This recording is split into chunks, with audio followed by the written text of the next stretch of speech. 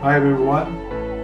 Today we're going to cook stir-fried vegetable, also known as chop suey.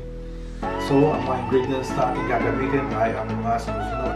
Gagamit ako ng 300 grams of chicken breast, 300 grams of cooked prawn or shrimp, and then gagamit din ako ng 1 bowl of onions chopped, 4 cloves of garlic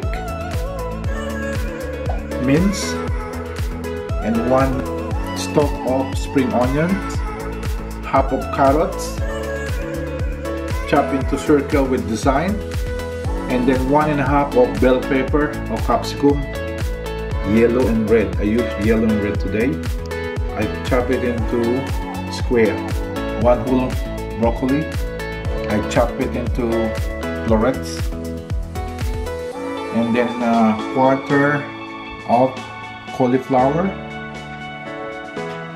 I chop it like florets as well, and then 1/4 of cabbage. Salt and pepper for seasoning. 1 tablespoon of soy sauce. 2 tablespoons of oyster sauce. 2 teaspoons of fish sauce. And 1 teaspoon of sesame oil. And 2 tablespoons of olive oil. Now we're gonna start cooking. Turn on natin ang stove. Okay, so lagay natin ang ating pan. So lagyan natin ang oil. Wait lang natin uminit ang ating mantika. Stir fry natin ang ating garlic.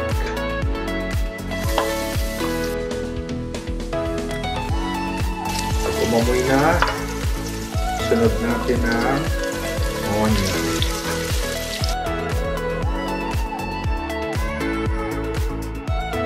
And then, add natin ang chicken. Yung chicken, nilagyan ko siya ng salt and pepper. Konti lang.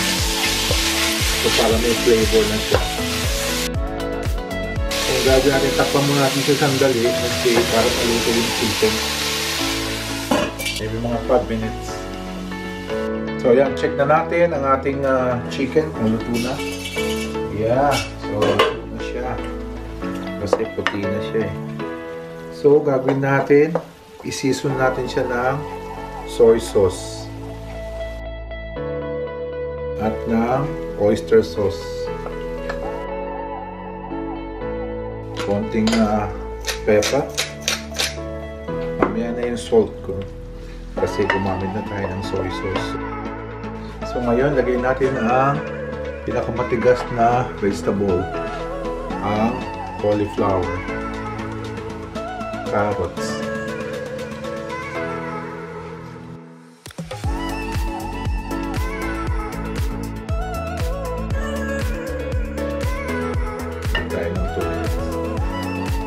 so now, i-add natin ang broccoli.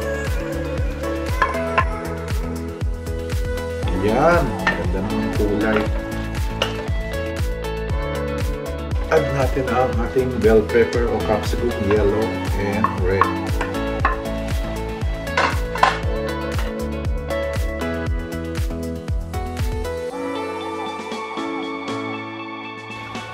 So I'm adding the cabbage now.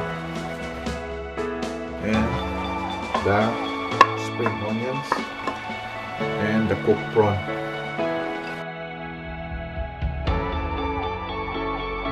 So i-cover lang natin para magsabaw siya. So to cook everything. So yan, na-notice nyo, kinover na lang natin siya para yung mga vegetable ay maglabas na lang siya ng kanilang own juice o sabaw. So hindi na natin nilagyan ng extra water para mas masarap at malasa. So ngayon, checkin na natin siya dahil ayaw natin ma-overcook ang ating vegetables. So haluin lang natin siya. So ngayon, lalagyan natin siya ng fish sauce at sesame oil. Yan ang pampalasa.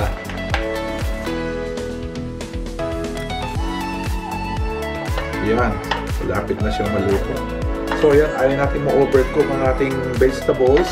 Kailangan medyo may bite pa, al dente kung pagatin. So siguro mga 2 minutes na lang, tapos na tayo.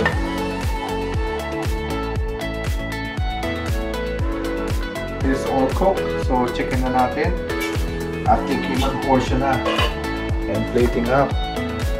Yan, it's all cooked. So i-off na natin ang ating stove. At plating and tasting na sa ating finished product.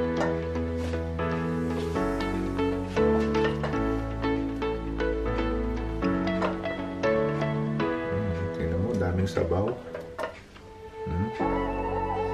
Dami niyang sabaw, oh. Hindi na tayo nalagay ng tubig. Own juice na yan ng ating vegetables. Mas masarap, mas matamis. Malasa. So now it's time for us to taste ang ating stir-fried vegetables, also known as chop suey. Okay? So I'm going to try now. Taste.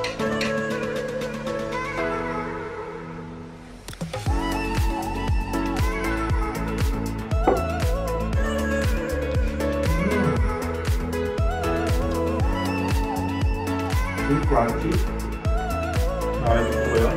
Para sa balang season niya. So, subukan nyo. See you next time. Bye!